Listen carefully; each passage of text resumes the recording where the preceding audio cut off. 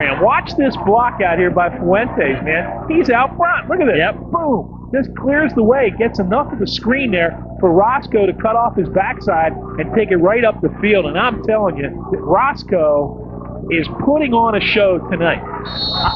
He must have read that quote.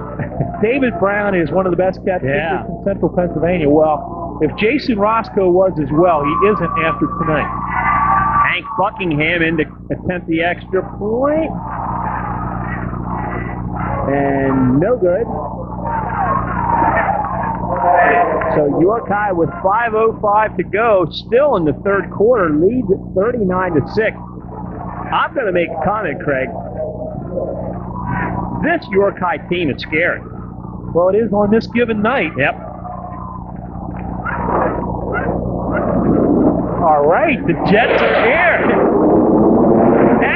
Excellent job in the truck. High five to Dan and Dave. All you need to do is ask, Craig. Ask and you shall receive. And so the Blue Angels, the Jets come across the meadow and kick Jason Roscoe into supersonic gear.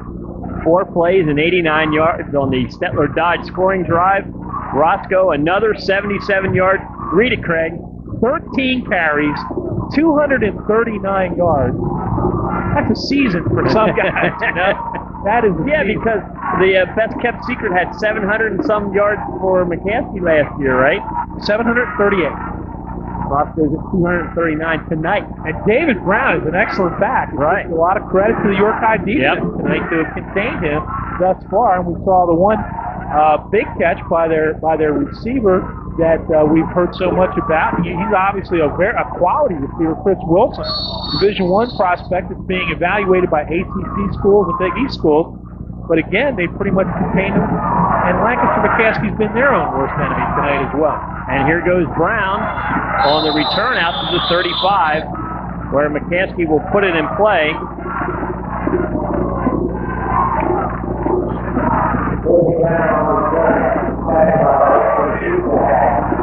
Now, didn't we discuss last week that both of our wives turn on the broadcast at the beginning? They watch the whole show, but from time to time they'll slip away for a couple minutes, but they always watch the end to try to determine when the game's over, when we might be home.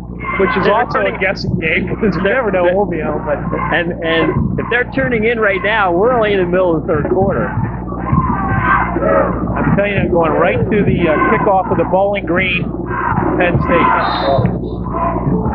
Well, if they're tuning in right now, it's Monday night or whatever. That's true. So, that's true. Hey, we're safe. No, we're not safe. Whatever.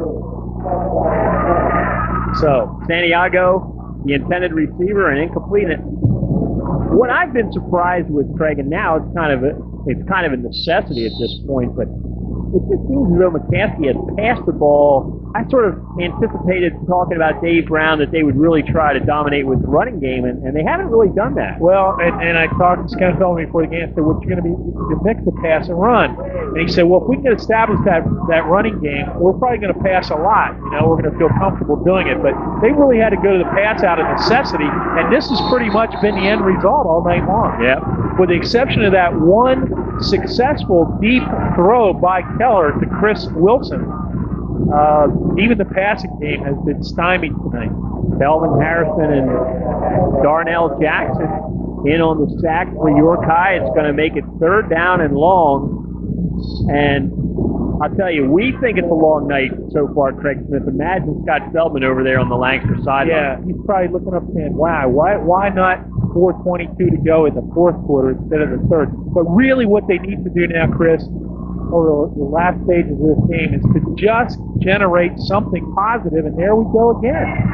How can that happen 3 times in a night? I don't know. And it doesn't appear as though the quarterback, Keller, is pulling out from center too early either. I think the center's getting it back to him a little slowly. You know a possible explanation? York High has penetrated so quickly tonight that I almost feel that a center's primary purpose is to deliver the ball, then block. Right. He's thinking, what do I have to do to block? And then, whoops, I got to also deliver the ball.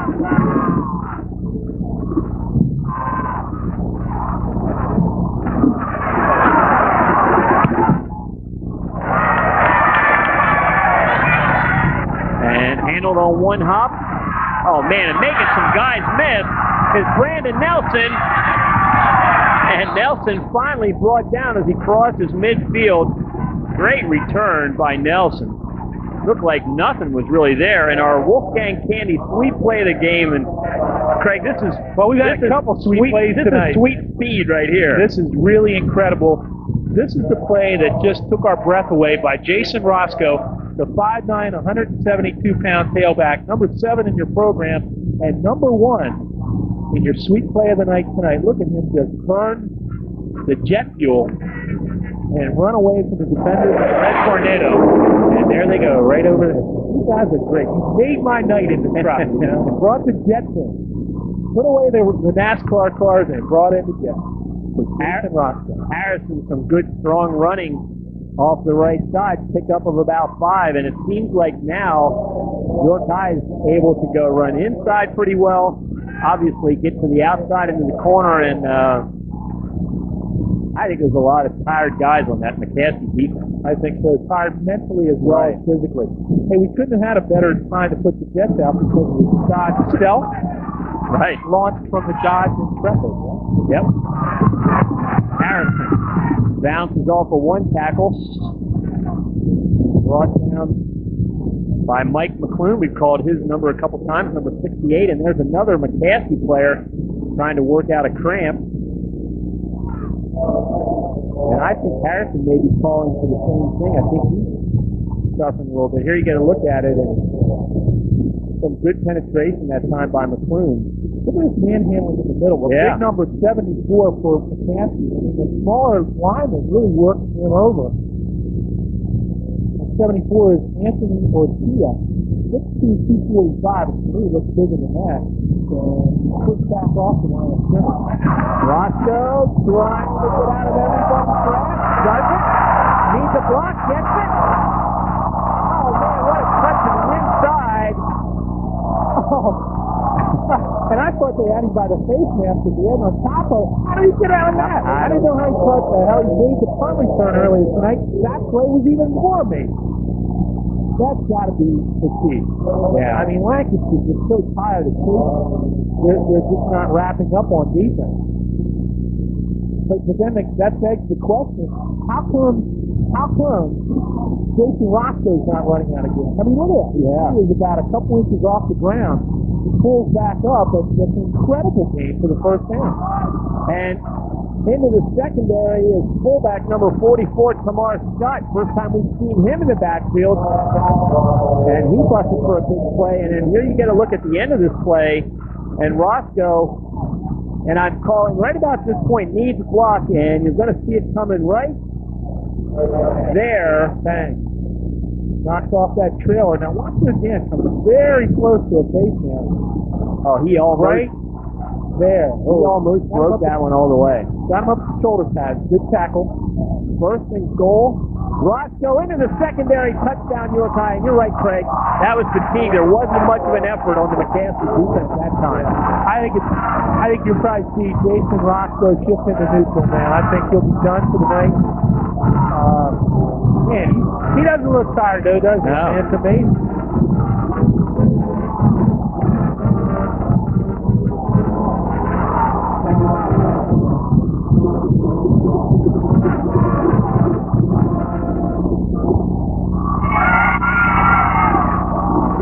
So Hank Buckingham is going to come in to attempt the extra point. We talked about it all night. This is one of the problems York High has had, along with penalties tonight. We'll see if Buckingham can solve the conversion problem, and that kick looks very, very good.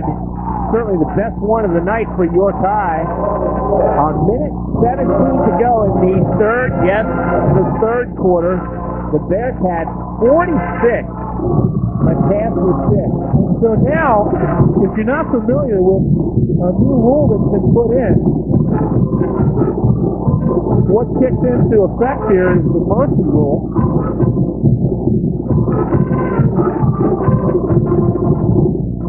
And what that simply means is any team that goes up by 35 or more points, the clock will only stop on a change of possession. If the deficit falls below 35 points, the clock will continue to run. and only stop on change of possession. It is a new rule this year called the Mercy Rule, and York High has gotten to a point now where they're there. They are up by 40 points, so they're exceeding the 35-point differential. So the clock will now continue to run no matter what happens except change of possession. Right, and the big thing that you're going to notice there is on incomplete passes where our fans are used to that clock stopping on an incomplete pass. Look overhead, there go the Jets again. Roscoe, this time only 10 yards, but it was the run before that he made that really set up that touchdown. 5 plays, 37 yards, and Roscoe, 15 carries, 268 yards, 5 TDs. And guess what? McCaskey fans heading for the exits with 1:17 to go, not in the ball game in the third quarter. I'm shocked. Most points ever scored by a York High team versus McCaskey was 43 in a win in 1942 when they beat them 43 to nothing. Tonight, they have obviously exceeded that. Number 7, Kevin McKeither, out near the 40-yard line, and I say I'm shocked, and I don't mean that as a slap against. I'm pleasantly shocked. I mean, York High is win last week after a total losing season last year. Right.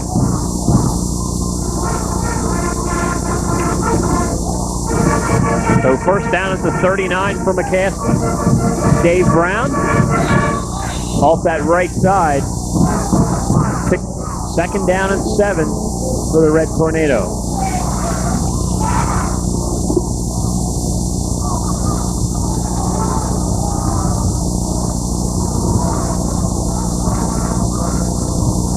Straight drop. Keller looking deep. Has Shockley. Oh, in and out of the hands of Dennis Shockley. Impressive to put it mildly. Wait till after this play. I'll give you an impressive statistic. Stay with us. Third down and 8 for McCaskey. Keller, the pitch. Brown trying to get to the outside. Just can't do so, and it's going to be fourth down. Give you the Red Tornado stats at the end of 3 right after this play. Keller, good kick this time. Nelson. Brandon Nelson in the grass. And finally brought down. The history of this series? I think back in 1897, the candles burned down before the game was completed, and it was extended to a 3.5-hour game. But we don't seem to have accurate information about that. Can we get the pass?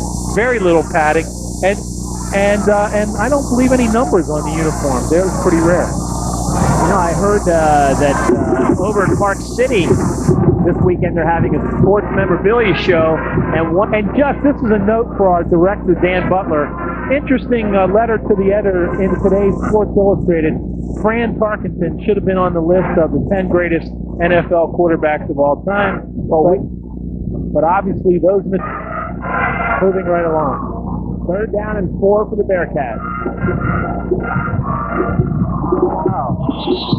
Again, you know what? I'm thinking this, so the officials' game at 8:50 to go with 40-point lead is the same as a 0-0 game with 12 minutes or 10 minutes to go in the first quarter. Yeah. Well, we have one more trivia fact about this series, which I'll hold for a few minutes. It has to do with the number of times that each school has shut each other out. Of course, that won't happen tonight with McCaskey having 6 on the board, but we'll get to that in just a couple minutes. Melvin Harrison back in punch formation for York High. They're short a player, calling another guy out there. Comes Terrence Collier. I'm shocked. I really am. Yeah. I thought York High had a chance to win this game, but it was very close both ways. Good kick this time by Harrison. Taken by Kevin McKeither. McKeither looking for some running room. Flag. And McKeither's going to go down. And I know we've said it so many times. You take away the penalties, and York High, other than that, is just. So first down for McCaskey. Keller's still in there.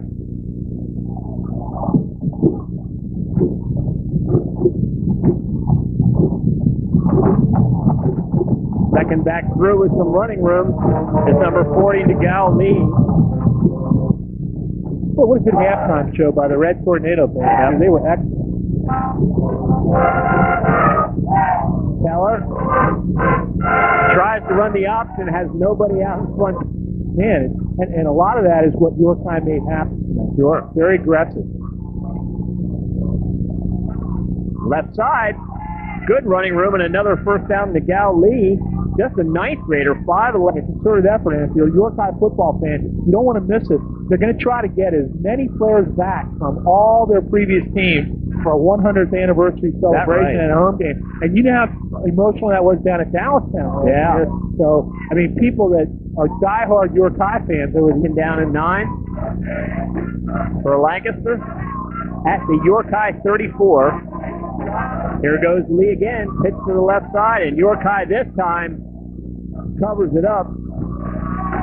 In the second quarter, Craig, the offsides on 4th and goal, and this could be a shutout. It could be. It's amazing how you predicted. Good job there. Yeah. You really called that. Although I thought it was going to lead to maybe change the momentum of the game, which that it did not.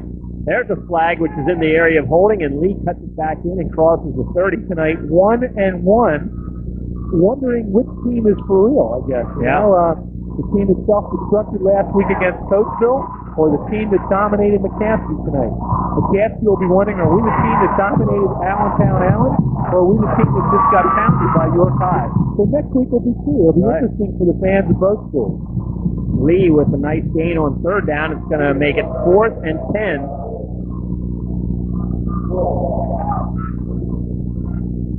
For McCaskey.